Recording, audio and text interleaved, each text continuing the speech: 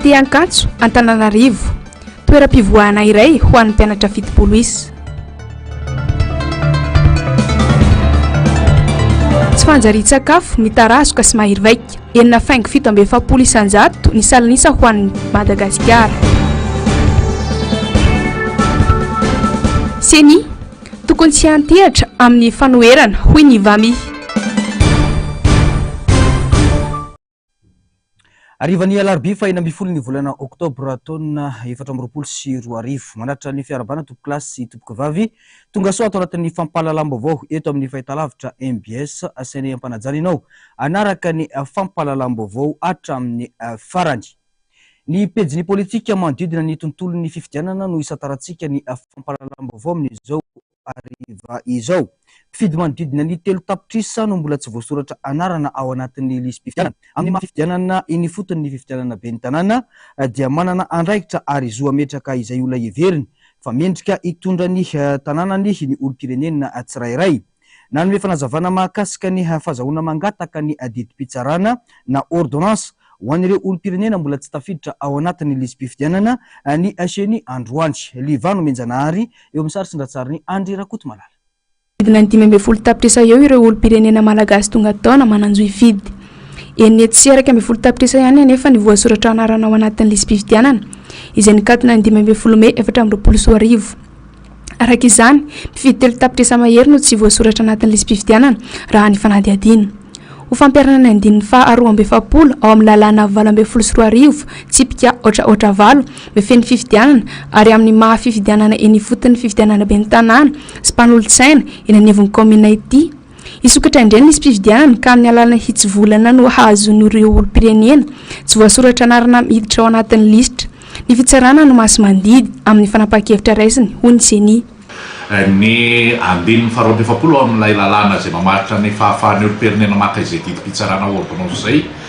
dia tsy manavaka ary tsy mametraka fetra fa ny fandaminana asa mba tsy hifanitsaka amin'ny fanavaozana taonany liste ny fidy na lantsona hoe révisionnel de liste des électeurs amin'ny isaky voalohany volana Desambra dia nofararana ny 30 volana Novambra izay fahafahana mangataka didim-pitsarana izay amin'ny ty dingana iray ity. Ary ny fitsarana moa zany dia masy mandidy amin'ny fanapahan-kevitra raisiny amin'ny rafitra mahaleo tena azy eo amin'ny fepitaona sy ny sokajin'olona azo izany. Manamarika izay ary manentana indrindra ireo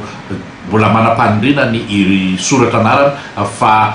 ny fangatahana izay didim-pitsarana izay dia hatramin'ny 30 volana Novambra ihany ahafahana misoratra anarana ao amin'ny lisitry ny fidy ary ny sokajin'olona izay mihevitra ny tena no mananjo ifidy dia afaka mangataka izany avokoa. Hitsivolana hahafahana misoratra anarana anatin'ny lisitra no omeny fitsarana. Ny 30 volana Novambra ho avy izao fepitaona farany fanaovana ny fangatahana hiditra anatin'ny listim-pifidianana ho an'ireo olom-pirenena mbola tsy ao anatin'ny listim-pifidianana hoy ny Seni ary tsy manavaka fa ny olon-drehetra dia afaka mangataka izany avokoa raha ny fanazavana hatrany. Izay ny amin'iny fa makasika indrindra izay hoe vovoan'ny tontolon'ny fifidianana izay dia nitondra ny fanehoan-keviny ihany keo androany ny filohan'ny antoko vahoaka amiray na ny Vami. Tsy maintsy anala tena manoloana ireo fihetsika tsy voatandriny ny voamera maleo tena misana ny fifidianana na dia efa hita amin'ny fomba fiasany aza ny tsy mampaleo tena ity rafitra ity hoy ny filohan'ny antoko vahoaka amiray na ny Vami. Tsy vao izao nanao fihetsika tsy voahevitra tahaka ireny sy ny teny zavatra tsy mifanaraka amin'ny andraikiny ireo mpikambana ao ho ihany ity mpanao politika ity. Tsiraram-pifidianana ohatra no natao tany Sambava ka tokony mitandrina manoloana ireny fihetsika ireny. Ny filohan'ny Seni ho ihany i Alphonse Rakotondrainy be avy izay filohan'ny antoko vahoaka amiray. Ndao rahantsika ny fanadihadiana mahakasika izay. Ny 7 Mey 2024 hita ary tazana nanao fampelezan-kevitra sy nanohana ny kandida ho solombavam-bahoaka natolotry ny antokony fitondrana tao ambaty finandrahana ny taleny kabinetra teo alohany ny filohan'ny voamera maleo tena misahana ny fifidianana. Fihetsika voararany lalàna izany saingy natao ihany. Rehefa nafana ny resaka momba indra raha iny dia nilaza ny filohan'ny Seni fa efa nametra-pialana herinandro mialohan'iny fampelezan-kevitra nataon'iny ny taleny kabinetrany. Tsy nisy mihitsy anefa ny filazam-baovao momba ny fametra-pialana talohany ny tranga iny.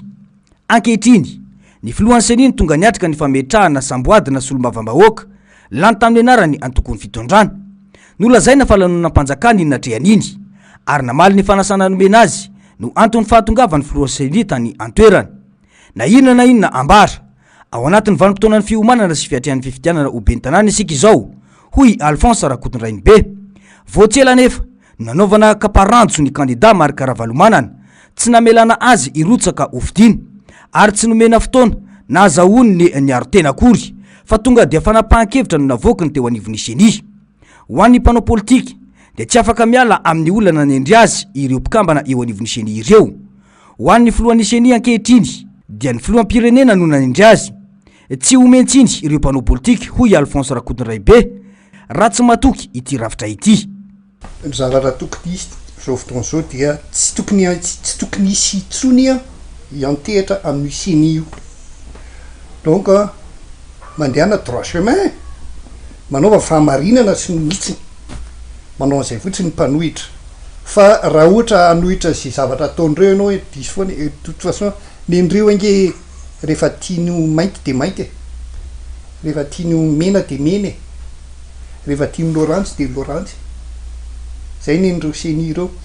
Ka nandeha ny fifidianana zao, fifidianana mera amin'ity fotoana ty amin'ny 11 Desambra, tsy tokony antehitra amin'io fa tokony maily mandrakariva araka ny tokony ho izy ny candidat rehetrarehetra, le olona, le vahoaka mpifidy sy le komity ao anatin'ny fandrindrana fifidianana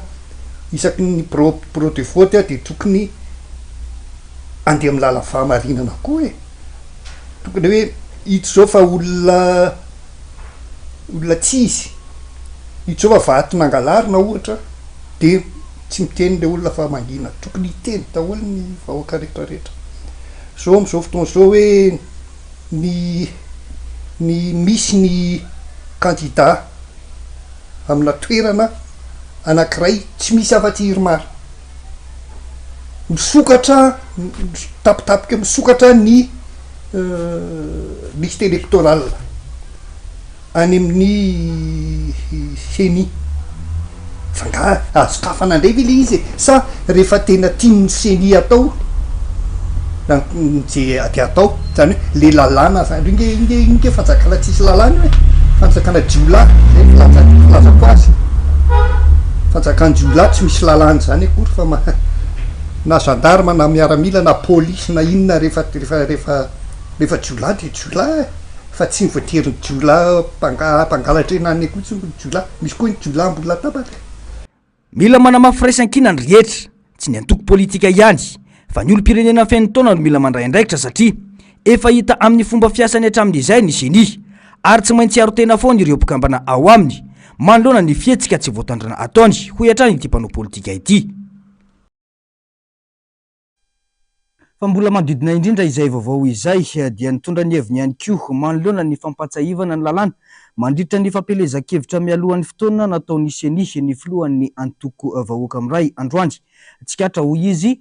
fa misy sady ny karazana kajy politika atao amin'ny kandidan'ny fanoherana ho an'ny eto Antananarivo renivohitra. Tahotra ny betsaka ka mody lalàna no arangaranga, hoy Alphonse Rakotondrainibe, kanefa mbola tsy nampiasa ireo teny na soratra fatao mandritra ny fampelezan-kevitra akory ireo kandida raha ho an'ny eto Antananarivo manokana. Atahoran'ny fanjakana ny kandida atotry ny fanoherana, hoy hatrany ity mpanao politika ity. Tadim-baovao makasika izay.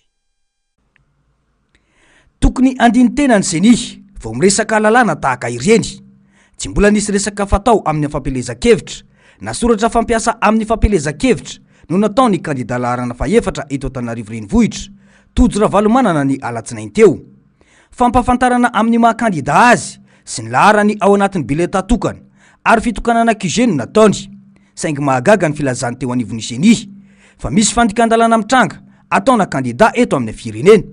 Mazava mantsy fa tsy ireo kandida izay azo heverina fa afaka iray petsapetsa amin'ny fanjakana rehefa lany mihitsy no lazainy seny io fa ny kandida ny fanoherana taoriny etsika izay nataony alatsinainy teo iny, hoy Alphonse Rakotondrainibe. Tsy miteny izany mihitsy kory fa mandeha izy teny amin'ny ny olona nge manaraka azy fa tsy izy ny te anaraka olona fa fa ny olona manaraka azy ny olona vao mahita ny atsarany sy ny aranjanany sy ny karazany fa fantatry ny olona ny ataony izy nge mandeha eny amin'ny arabe izy tsy izy mihitsy akory ny de hiteny ny animba ny tenany izy hoe za fidio a tsia zany zoany mandeha eny amin'ny arabe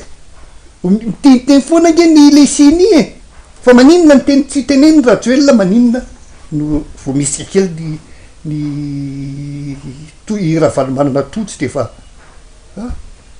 ny olona faliko tojo an-draha valomanana ihany nge ny olona tojo any nge ny raha valomanana tsikatra ho fitaovana ambadika ny seni aminganana ny kandida hita fa manana ny tanjany eto Antananarivo renivohitra tsy vahaolana ny fambolena korontana amina resaka disqualification ana kandida tsikatra ho ity mpanao politika ity fa to adika amin'ny fomba izay itiavana azy ny lalàna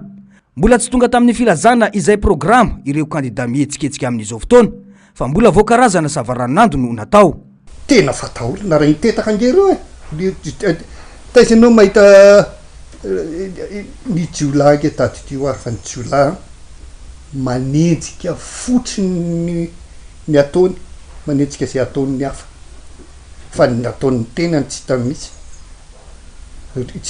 tsy mahita ny ataony mihitsy izy zay izy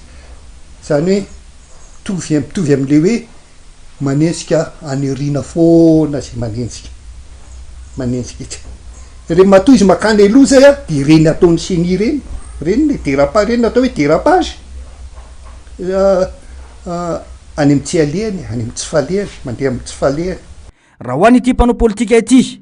dia mazava ny asa miandry ireo kandida mandritra ny pré-campagne fampafantarana ny laharana sy ny maha-kandida raha ny zavatra hita aloha hatreto dia mbola tsy nisy ny andika io fitsipika voalaza io ireo kandida raha ny eto Antananarivo manokana saingy mahagaga ny teny nataon'ny filohan'ny seni ho iatrany ny fanazavana raha fomba vao afa-tanteraka kosa dia mampalahelo ny zavatra iainan'ireo mpianatra eny amin'ny université Ankatso amin'izao fotoana izao raha ny fanadiadiana izay natao ateny antoerana tsy mendrika ny mpianatra sy ny maolona intsony ny zavamisy eny antoerana manoloana ny tsy fampiny toeram-pivoahana izay mampikaikaika ireo mpianatra amin'izao fotoana izao arak'izany nanao antsoavo ireo mpianatra ireo mba hijerena akaiky ity olana ity izay filana fototra amin'ny maha-olombelona faniry Andrianarivo eo amin'ny sary sindatsariny Mathieu Princino mitatitra amintsika ny antsipriana izay ankoatra ireo olana maro samihafa sedrain'ireo mpianatra monina ety amin'ny cité ny université ety Ankatso toy ny olona ny rano sy ny jiro ny fanteran'ireo fotodrafitrasa dia manampitrotraka ny tsy fampiny lava-piringa ety atoerana raha ny zava-misy dia trano fivoahana ray isaky ny bloc no misy izany hoe toeram-pivoahana iray ho ana mpianatra 70 voalohany indrindra aloha tena zay aloha zao atao amin'ny bloc miisa porte 17 porte dia izay 17 porte nefa mampiasa WC anankiray ao amin'ny 17 porte koa nefa ny moyenne aloha olona anankitelo ny ao anatin'ny sous-porte anankiray dia zay zany hoe zany 17 zany fois 3 dia zay rehetrarehetra zay nefany mampiasa WC anankiray isan'ny olana voalohany aloha sedrainay amin'le resaka fivoahana satria zay rehetrarehetra samy mandeha WC daholo dia surtout moa le rehefa maraina iny amin'ny maraina aloha nefa ny olona iara-malala samy maika hamonjy fotoana daholo ny fianarana indrindrandrindra dia samy maika daholo dia amin'ny maraina iny tena anisan'ny problème be ho anay zany le filaharana WC tsy maintsy miaina amin'ny zava-misy ireo mpianatra na dia efa hita aza fa tsy mifanaraka amin'ny maha-olona ny zava-mitranga ety filaharana toy ny milahatra taxi be no atao rehefa hamonjy toeram-pivoahana indrindra ny maraina ho an'izay tena tsy mahazaka dia manao ny malotony eny ivelany ny trano-pivoahana io moa zany tsisy hoe fandaminana fa zay tonga aloha mandeha aloha sahala amin'ny filaharana rehetrarehetra zany zay aloha zany vao mandeha aloha hatreto aloha raha ho anay manokana tsy dia tena hoe zay moa zany miezaka mifandamina ary miezaka mifampiraharaha zany raha sendra hoe tena misy hoe urgent ohatra hoe tena poritra be zany ny anankiray dia mifampiresaka kely dia mba mandeha aloha zany le ray fa raha hoe tena misy tena hoe tsy mahandry dia misy mampiasa pony sasany dia rehefa vita ny maloto dia arina any amin'ny toerana tokony hanarina anazy. Maloana izao zava-misy izao dia mangataka ny hijerena maika ary manokana ity olona ity ireo mpianatra tsy maintsy ampiasaina maha olombelona manko ny toeram-pivoahana. Ny fangatahana ataonay raha hoe mety aloha ny angatanay aloha mba ampiana anankiray zany WC anay mba farafaratsiny satria ato anatin'ny bloc-nay manko izao mizara partie anankiroa dia mba au moins zany ny partie anankiray mampiasa WC anankiray dia ny partie iray mampiasa WC anankiray mba au moins zany enina dia hoe tsy ho ampy WC anankiray pari support fa mba au moins zany mba WC anankiroa hitambaranay rehetrarehetra.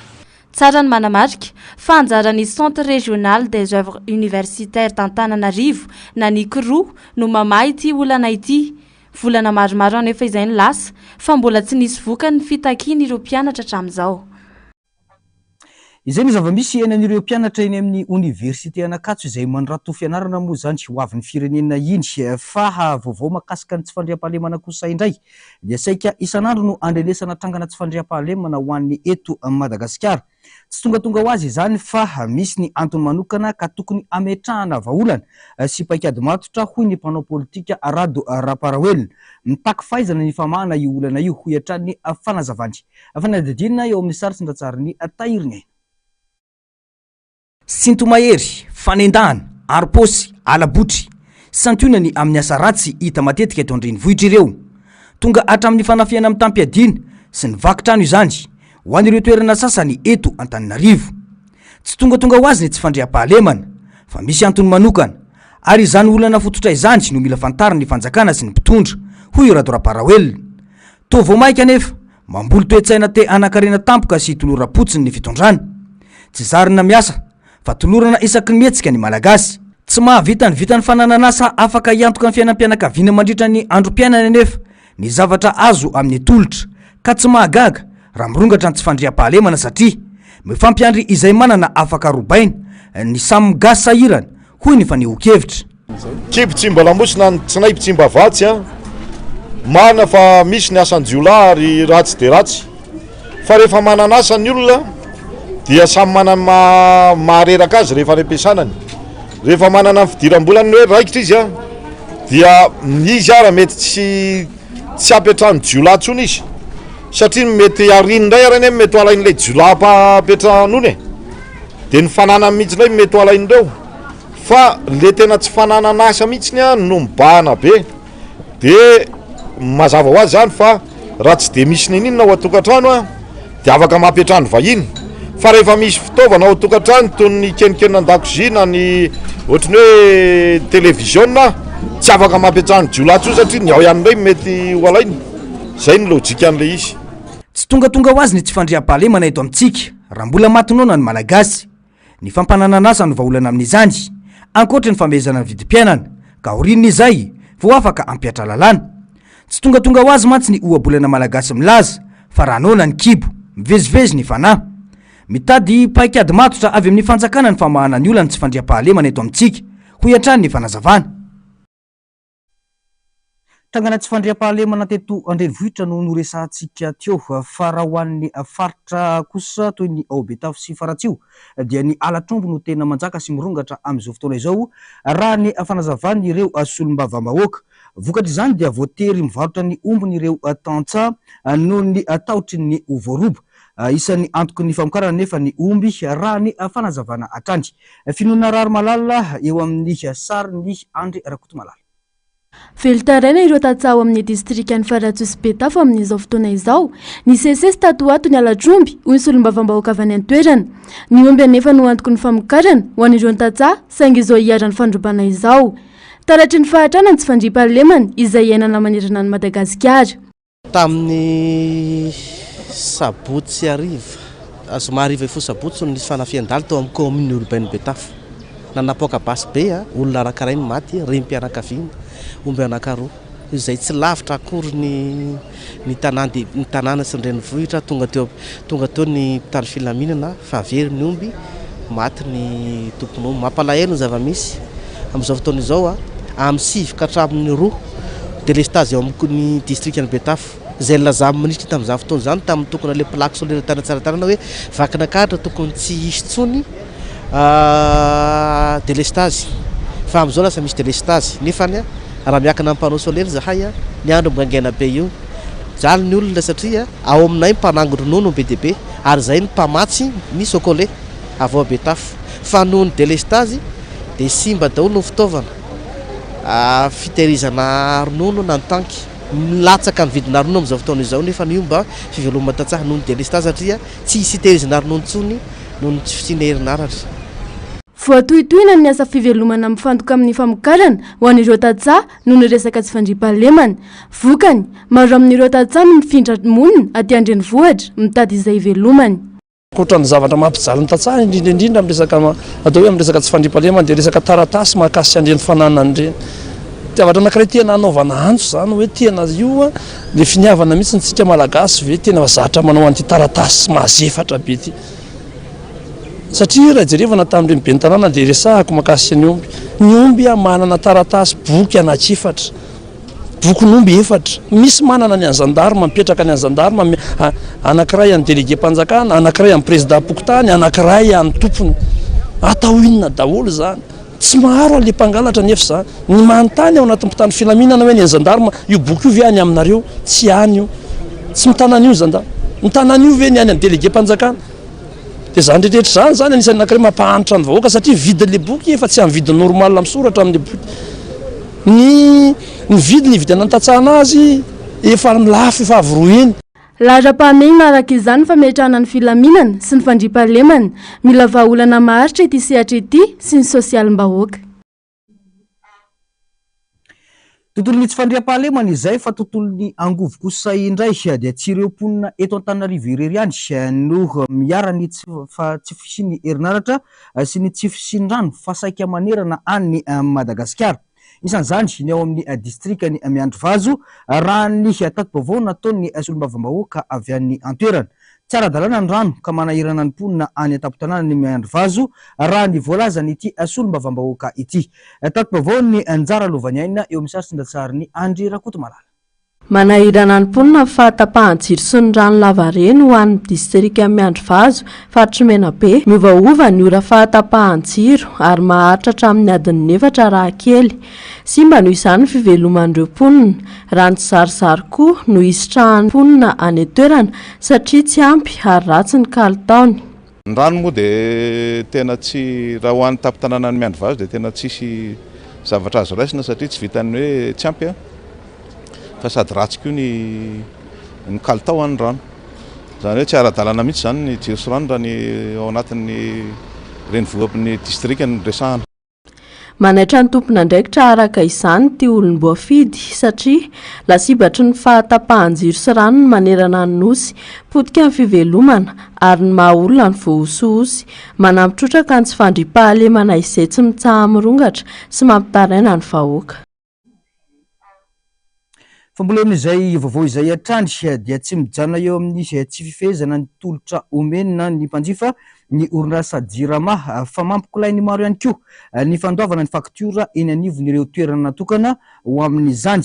Ny tomandavana ny filaharan'ireo mpanjifa mamono andro mba andoavana ny faktiora ara-potoana ialana ny sazy izay narangaranga ny JIRAMA fa mety hiatra amin'ny mpanjifa raha tsy voaloha ara-potoana ny faktiora. Sitraka ratovina ambinitsoa sy ny ara-tanjona no mitaditra amintsika ny Antsipriana izay. Tsy tapitra eo amin'ny fahatapahana lavareny, ny fahasimban'ny fitaovana mandeha amin'ny herinaratra, ny tsy fisian'ny asa ateraka izany, ny fampitomboana ny vola aloha raha tsy mahaloa ny vidin-jiro ara-dalàna sy ara-potoana, fa mbola mitohy hatrany amin'ny fotoana andoavana ny faktiora ny JIRAMA, ny fahoriana mianjady amin'ireo mpanjifa n'ity orinasa ity. Saika nahitana filaharam-be avokoa ireo toerana fandoavana ny faktiora-jiro eto Antananarivo, andro vitsivitsy lasa izay. Olana ara-teknika eo amin'ny sehatry ny fifandraisana sy ny fahatapahan-jiro lava ka tsy ahafahana mandray ireo mpanjifa andoha vola no antony mahatonga izao filaharam-be izao. Mitaraina araka izany ny mpanjifa manoloana ity tranga ity. Lany fotoana, lany andro milahatra mandony faktiora kanefa mbola tsy nahitam-bahaolana izany hatreto. Sokajiana ho tsy fahaiza mitantana na koa tsy fahafehezana ny andraikitra nankin'ny vahoaka tamin'ireo tompon'andraikitra izao zava-mitranga izao. tonga zany mba hoe mba mitaraina zany amin'ity filarana jiro ity satria vokatry le jiro tapaka zany mahatonga an'io le olona zany ohatra hoe mipetraka ohatra hoe any Ampefiloha dia mety hoe tonga aty izy mandoa vidy ny jiro dia ohatra hoe izay zao ohatra hoe avy any Ambohipo dia tapaka koa ny jiro eny dia any koa filarana be ohatran'izao amin'ilay jiro tapaka foana zao zao zaina hoe tokony hamonjy mpianatra ny sasany dia tsy maintsy milamy fotoana manatra azy matahotra izy zao dia mitaraina zany daholo re filaran'ireo hoe raha vao taraiky nefa n'le andoavana n'le vidin-jiro dia misy zaza mipetraka eo raha ohatra misy tsy mahay aniasany aloha dia tokony alana andro satria mety tsy mahay aniasany izy dia izay mba tonga zao fa rehefa tsy mahay miasa dia dalo miala soloana n'izay mahavita anazy sy mahay anazy mba tsy hatonga ny zavatra fahaserana fampanio ny vahoaka ngera mitrotra eo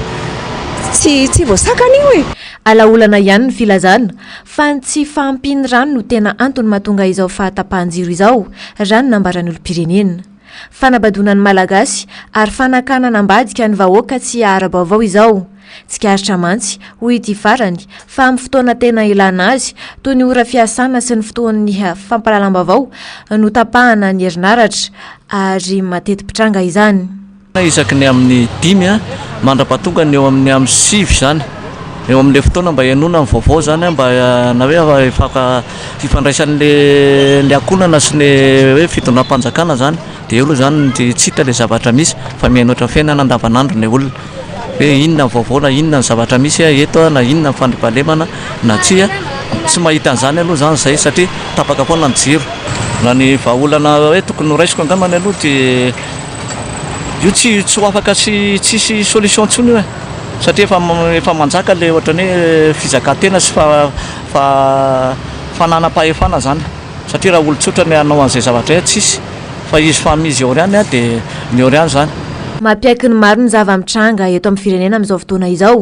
tsy misy hatreto ny fandraisana andraikitra sy ny fahafehezana ny andraikitra sahanina fa to fampanantenana no betsaka ny vola aloha mitombo hatrany kanefa tsy maharaka izany ny asa vita indrindra ny tolotra omena ny vahoaka izay tokony isitraka izany fa mbola mafy noho izao no anjony malagasy raha toka tsy mahatsiaro tena ho tompony andraikitra amin'izao zava-misy izao ny rehetra hoy ny mpanao politika Dr Hery Raharsaina tsy misy olana ivahintsony eto satria efa ny farafahaizan'ny mpitondra no asehony ankehitriny ny malagasy no mila mifo ka mandray andraikitra raha te hiova fiainana hoy ny fanazavany sitraka raha tovona ambinitsoa eo amin'ny saritry ny ratsarin'ny André Rakotomalala ny fitoamandrano amin'ny camion izao no manam-pirofo fa fiamorana no misy eto amin'ny firenetsika popon-drano miditra any an-tokotany malagasy tsirairay no ezaka tokony masona ty amin'ny taona 2024 saingy lava-drano sy fitoamandrano amin'ny camion paikadin'ny mpitondra izay hita fa kofona tanteraka ny vahoaka miasa iranandro amanalina mitangana ny vidim-piainana mirongatra ny tsy fandriam-pahalemana ny jiro sy rano tapaka lava mitombo ny malagasy verisaina sy miteny rery eny an-dalana miatratra any amin'ny taolana ny olana mitranga misy antony izany rehetra izany dia ny politika ataon'ny fanjakana tsy mitondra ho an'ny fampandrosoana ny politika ataon'ny fanjakana fohy be ka izao hiara ny rehetra miaina izao ny vokany hoy Hery Raharsaina tany tsy misy lalàna fa samy manao izay saim-patany ny rehetra ka baranahany hatramin'ny fiarahamonina ireo mahazo fahefana tsy akaiky manam-pahefana manindry sy manitsaka ny eo ambaniny izany sisa ny karazam-piarahamonina misy eto tsy krizy sosialy na krizy ekonomika na krizy politika ihany no tranga eto a Madagasikara fa krizy hatramin'ny toe-tsaina hoy ny fanehoan-kevitra mbola mafy noho izao ny zava-misy eto raha mbola izao fitantanana izao no mitohy ho hiatrany ny mpanao politika Dr Hery Raharsaina mazava mantsy fa na ireo mpiara-miombinantoka aza zara raha manampy any Madagasikara ireo firenena mbola manana tombotsoa manokana ihany sisa no mbola hita tsy vola be koa nefa nomeny izy ireo fa zara raha manome raha fitantanana ny Madagasikara ray manontolo ny hitako raha fezoko amin'ny teny tsotra izy dia tsy fahaiza manao tsy voatatana le mpitondra amin'izao fotoana mihitsy Madagasikara nohony tsy fahaiza manao nohony tsy fahaizany any Madagasikara nohony koa tsy fahaiza manao moa zany misy fangalarana fanodikodinana zavatra be da be io zany tena mahavoany Madagasikara sy ny fitiavan-tena ny mpitondra manao ny ataony ny vahoaka miandro tolorana krizy ny fiainana fa samy mandeha samy mitady ary milaza olona politika ny malagasy izay tokony ho tompona andraikitra voalohany manoloana ny famahana ny olana iainany nampindramin'ny vahoaka ny fahefan'ireo mpitondra ka mananjo tanteraka nala izany fahefana izany ny vahoaka rehefa matsiaro fa mifanipaka amin'ny fanarahana ny zava-misy iainany. Nampindramin'ny vahoaka ny fahefana ireo mpitondra ka mananjo tanteraka nala izany fahefana izany ny vahoaka rehefa matsiaro fa mifanipaka amin'ny fanarahana ny zava-misy iainany. Ny resaka jirama fotsiny dia tokony hampanontany tena ny rehetra hoe rano avy aizany tome amin'ny kamiô satria lazaina fa ritry mandroseza. Aniza ihany koa ireo kamiô nampiasaina ireo. Andraikitry ny rehetra no manontany tena raha izao zava-misy izao tokoa no ny fanarahan'ny mpitondra sy ny vahoaka ho iatrany ny faneho-kevitra. Falafombavao hafa tanteraka isan'ireo firenena manana tahambony amin'ny tsy fanjarian-tsakafo i Madagasikara ka ny ankizy latsaky ny 5 taona no tena iaran'izany eto amintsika. Misy fiantraikany lehibe amin'ny hoavin'ny ankizy ny tsy fanjarian-tsakafo na eo amin'ny fitombony sainy na eo amin'ny fitombony vatany. Na dia eo aza nefa izany dia azo atao tsara ny misoroka ity aretina ity raha araka ny fanadihadiana izay nataony Faniry Andrianarivo eo amin'ny sary sindatsariny Mathieu Prince. Tsy fampina na fioaran'ny singam-pamelona ao amin'ny vatan'ny olombelona ny tsy fanjarian-tsakafo. Antony maro samihafa no mety mahatonga ny tsy fanjariana. Ao anatin'izany ny tsy fihinanana sakafo maro loko, ny tsy fampinonoana araka ny tokony ho izy ny zaza, fa eo koa ny tsy fampino fahadiovana amin'ny fikarakarana sakafo izay mety hiteraka aretina. Marefo noho izany ny vatana ka mora handaira ny tsy fanjarian-tsakafo. Miseho amin'ny endriny maro ny tsy fanjarian-tsakafo amin'ny olona iray, toy ny fahiazana, ny tsy fitombona araka ny tokony ho izy, na ara-tsaina na ara-batana. Ny tsy fanjarian-tsakafo dia misy karazana anankiroa aloha zany. Ny karazany voalohany anankiray dia le hoe tsy fanjarian-tsakafo mitarazoka na hoe malnutrition chronique ozy izy tsika, izay faritana amin'ny hoe tsy fahampian'ny halavana raha mitaha amin'ny taonan'ilay olona anankiray, izany hoe fahataran'ny fitombony izy io. Fahataran'ny fitombony vatana izy io fa mety ihany koa hiatraikatra amin'ny fahataran'ny fivoaran'ny ado ihany koa. Dia ny karazana tsy fanjarian-tsakafo anankiray faharoa ihany koa dia ny tsy fanjarian-tsakafo mahery vaika. Tsy fanjarian-tsakafo mahery vaika izay indray dia ny lanja mitaha amin'ny taona indray ny jerevana amin'izay dia rehefa tafiditra ao anatin'ilay mahasotsivana zany ilay izy ilay izay fampitahana ny lanja sy ny halavana izay dia rehefa tafiditra ao anatina misy mahasotsivana hijerevana anazy dia rehefa tafiditra ao anatin'izay indray dia tratran'ny tsy fanjarian-tsakafo mahery vaika. Ilay tsy fanjarian-tsakafo mahery vaika moa zany dia mariako etoana fa miseho amin'ny endrika fahiazana be, reny hoe tena mahi be ilay olona mitarehan'antitra, le mety hoe zazakely izy nefa ohatry ny tarehan'antitra amin'ny paoziny ny vatany tena mahi dia mahi miketroketrona daholo ny hodiny rehetrarehetra, dia ireny ilay tsy fanjarian-tsakafo mahery vaika. Na ihany koa hoe le mibinabina lasa mivotovoto, alibotra ozy izy ny fitenenantsika malagasy anazy ary ilay mahi dia mahi ny alifisaka. Dia izay ihany koa zany ny endrika tsy fanjarian-tsakafo anankiray izay mety hoe tonga tampoka vokatry ny toe-javatra anankiray zany miseho. Azo atao tsara ny mitsabo ny olona marary ny tsy fanjarian-tsakafo mahery vaika raha tratra ra-potoana izany, ary efa misy ny paikady apetraky ny ministera ny fahasalamana ho amin'izany. Ho an'ny tsy fanjarian-tsakafo mitarazoka kosa dia manano sarotra ny fitsaboana raha toa ka tsy tratra mandra-pahafeno ny zaza ho 2 taona izany. Dia ny tsy fanjarian-tsakafo mahery vaika nefa afaka tsaboana tsara tokoa izy io zany hoe azo raisina tanana raha ohatra ka voaray an-tanana ara-potoana, raha ohatra ka tena hoe manaraka tsakany sy andavany ny toromarika sy ny fanafody izay hitsaboana azy izany hoe ny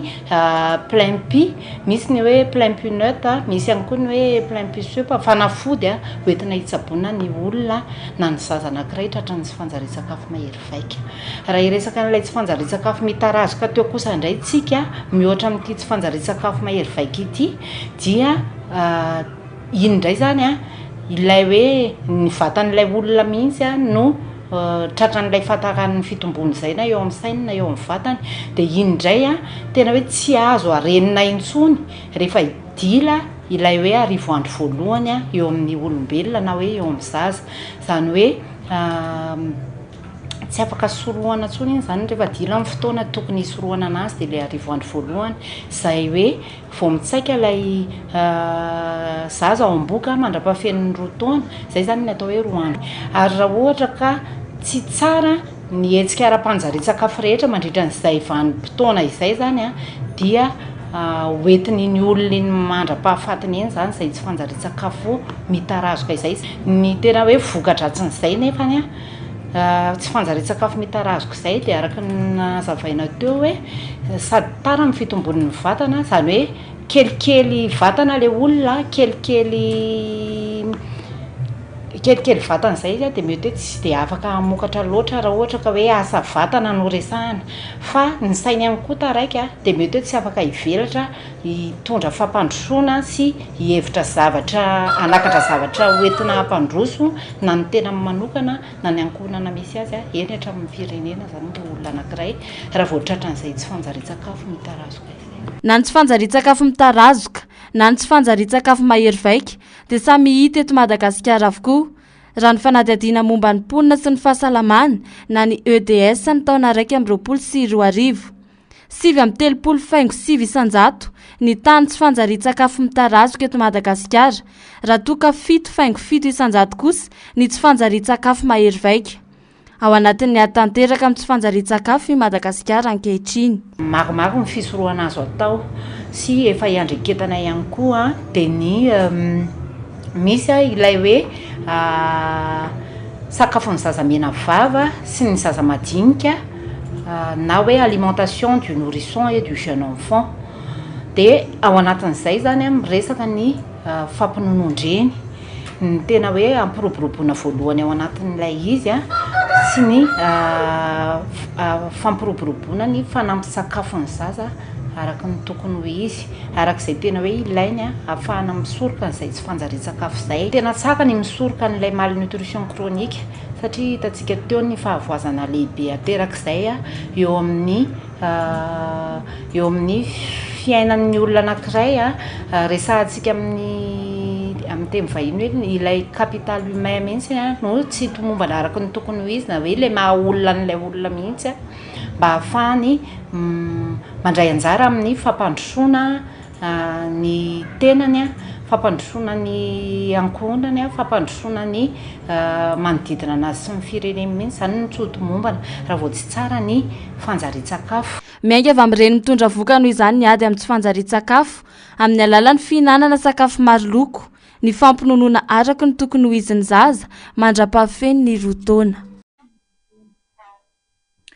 fa isy ny etsika manokana ho an'ny tantsaha malagasy ho fiverenana andoharano izay ataon'ny ray aman-dreny ara-drazana sy ara-poko eto Madagasikara na ny ARFM ho an'ny rampitso eny Ankazobe no anatanterana ity etsika ity raha ny fanazavana izay anasan'izy ireo ny tantsaha malagasy eny amin'ny faritra Ankazobe iny tato vaovao eo amin'ny sary sy ndatsariny atahiriny fomba nentim-paharazana hatrizay teto Madagasikara ny volovary tafiditra ao anatin'ny kolotsaina malagasy izany satria foto-tsakafo ary tsy afa-misaraka amin'ny andavanandro rehetra raha ny antotanisa azy farany dia manodidina ny 7 alina sy 7 hetsy taona isan-taona ny vokabary eto Madagasikara misy antony matotsy mahasana ny filan'ny malagasy ny vokatra eto an-toerana kanefa manana tany dadasika azy voleny i Madagasikara ary ny 5,7 isanjaton'ny mponina no voalaza fa tantsaha avokoa foto-tsakafon'ny malagasy anefa ny vary ka tokony isy ny paikady matotra mba anatsarana ny vokatra eto an-toerana ka tena ho vary gasy no jifain'ny malagasy hoy ireo ray aman-dreny ara-drazana betsaka ny tany malalaka eto Madagasikara fa azo lazaina hoe sy eo ampelantanan'ny malagasy amin'ny ankapobeny zany fa tazanina fotsiny ratsorina zany dia zao hoe manana tany malalaka isika malagasy fa tsy afaka tena misitraka an'ilay tany ka ilaina apetraka ny fiverenana amin'ny asin'ny tany amboarina zany no angatantsika amin'izanary ary manarakaraka an'izay betsaka ny tantsaha fa maninona ny tsy mamokatra hoe tsy ampy sakafo dia amin'ny valiny dia zao tsy ampy fanohanana ny tantsaha mety tsy ampy fitaovana izy mety koa ilaina tsarana ny fomba fambolena marihana nefany fa isika malagasy ny tena manana fomba fambolena faran'izay tsara eto ambony tany indrindra fa ny fambolem-bary volovary maro anaka zay ny sinosy ny karana amin'izao fotoan'izao no misitraka an'le izy fa isika na ny zanatsika ara tsy mahafantatra na mahafantatra fa tsy mampiatra dia izany no ilaintsika hifampitaomana amin'izao lohataona izao. Antony mahatonga ny fiakaran'ny vidim-bary rehefa fotoanany maitso ahitra ny tsy fampiny vokatra ampiakarina ireo tantsaha tsy ampy na tsy misy anefa ny tantsoroka ho fanoanana ireo tantsaha mba hamokatra ary tsy laharam-pamehan'ny mpitondra ny famporisihana ny famokarana anatiny raha ny fanazavana atrandry. Ny ataon'ny fanjakana laharam-pamena ve ny resaka famokarana fambolena alongava tsika no mandinika sy ny tsara zay zavatra zay fa matoa aloha atao hoe tratra orina amin'ny famokarana tsika eto Madagasikara dia ny zavatra tsy vita teo amin'ny setra ny fitondrana tsy fanomezantsiny io fa tompona andraikitra daholo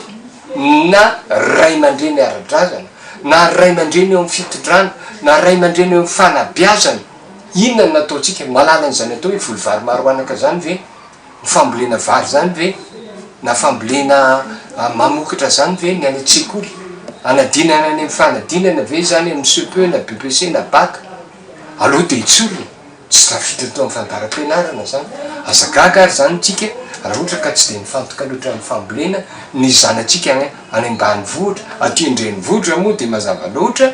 fa tsy mifantoka ny any ambanivohitra ary ny akisy tanora any tsy mifantoka tsy mahalala an'le izy. Nanomboka tamin'ny taona 2009 no nahitana sy nanomboka namboly vary antanety ny malagasy. Anisan'ny tena nahitana zany ny teto Voatany sy ny faritra tsy dia misy lohasaha.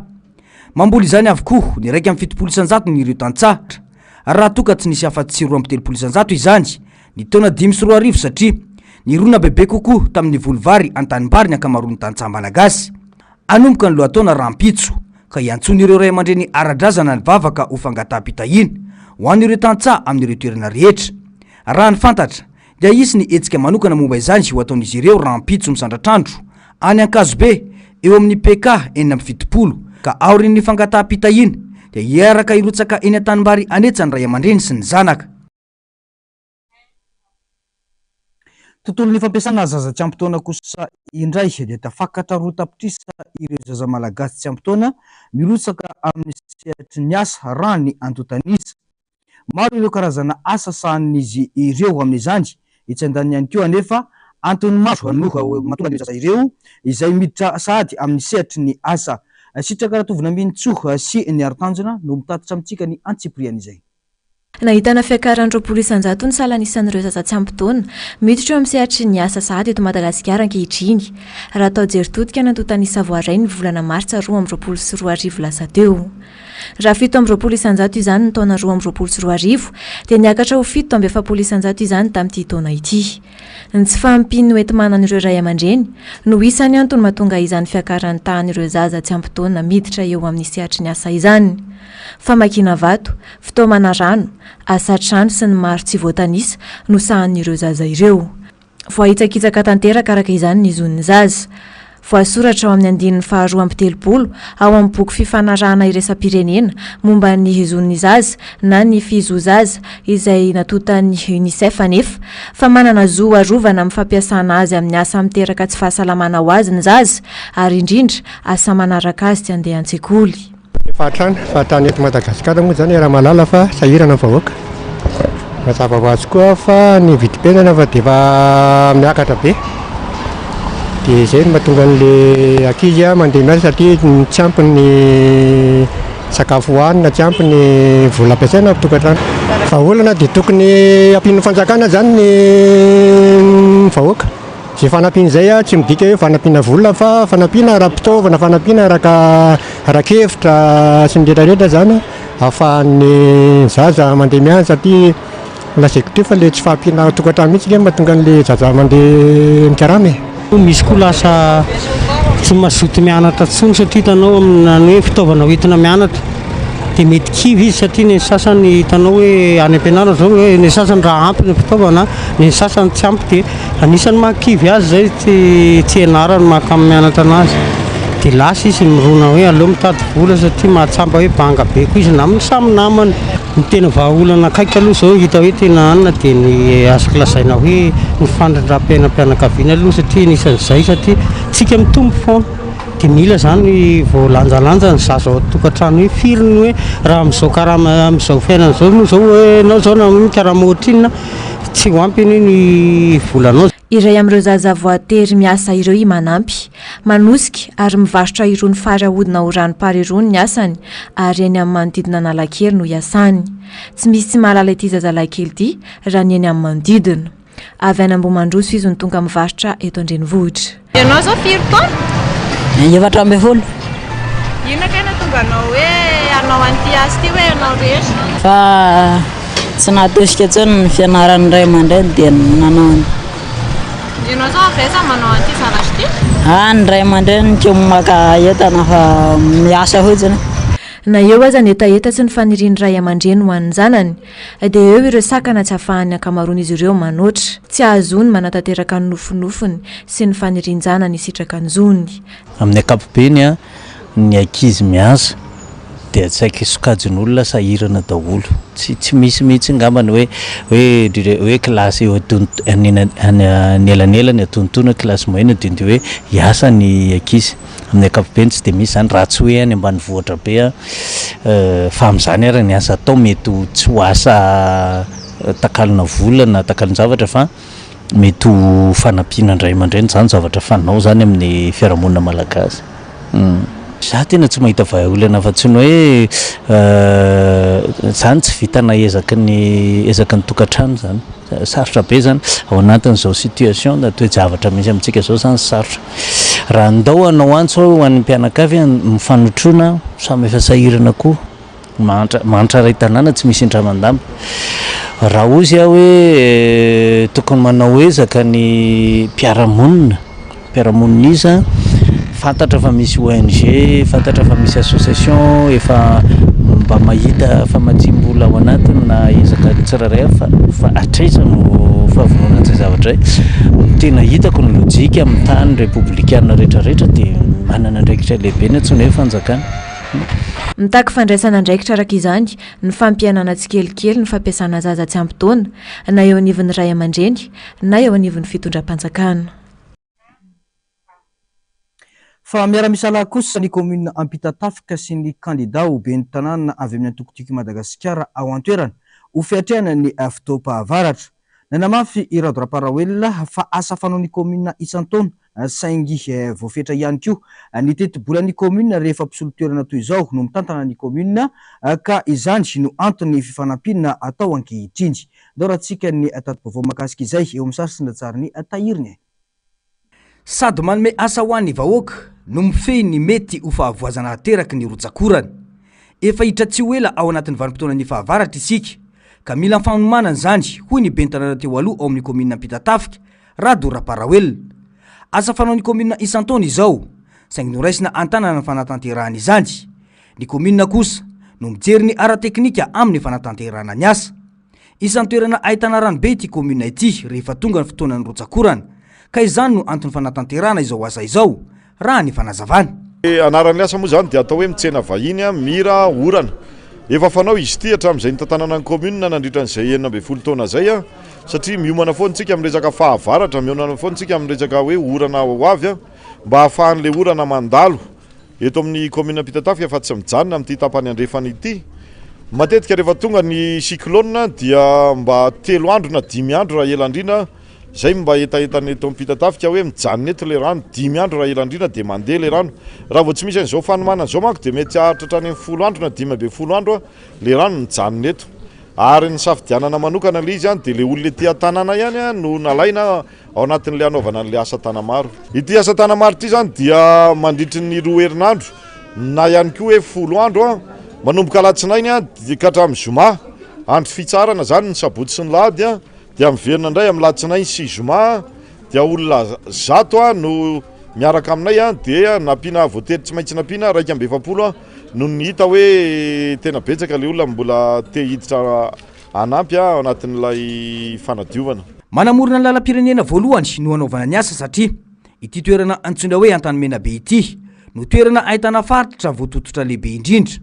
Tsy avela hiasa rery ny commune manolana azany ho fitsinjovana ny aim-bahoaka ka antony fanoloran-tanana atao ho hiatrany ny candidat ho ben'ny tanàna Rado Raparawelona. Ny aksa RN aksa manodidina Antanimena be ny antony dia satria eto Ampitatafika dia ity rery any misy velaran-tany any totofana.